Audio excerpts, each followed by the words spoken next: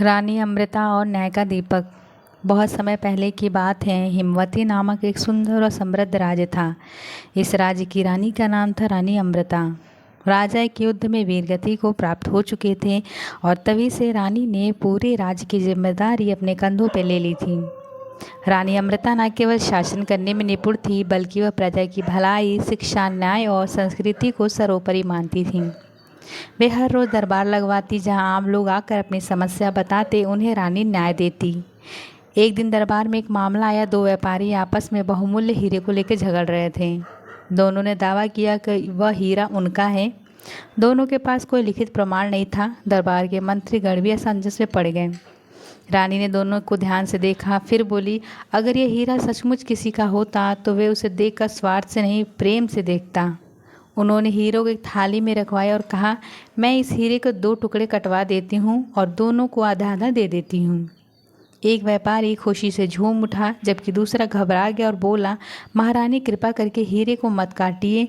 ये हीरे मेरे नहीं हैं, ये दूसरे के हैं। मैंने अपना दावा छोड़ा हूँ। रानी मुस्कुराई और बोली, सच्चा मालिक वही होता है जो अपने स्वार्थ से अधिक वस्तु की भलाई चाहता हो।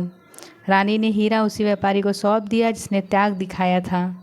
कुछ महीने बाद राज्य में एक शक्तिशाली जमींदार ने गांव वालों को टैक्स बढ़वा दिया, जिससे गरीब किसानों की ज़मीनें छिनना शुरू हो गई। किसान रानी के पास पहुंचे, लेकिन जिम्मेदार इतना ताकतवर था कि सबको डर था कि कहीं वो विद्रोह कर दे। रानी ने उसे दरबार में बुलाया और कहा, ताकत उसका नहीं जो डराए, ताकत उसका जो बचाए।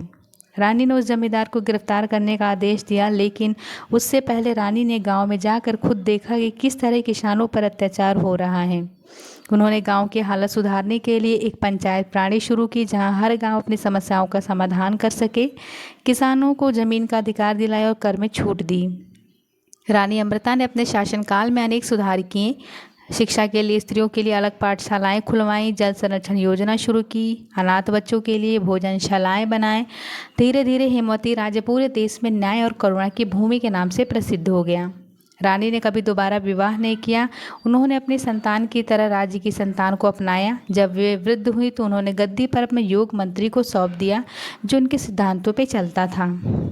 हमें इस कहानी से सीख मिलती है कि सच्चा नेता वही होता है जो न्याय को डर से नहीं, विवेक से लागू करता है।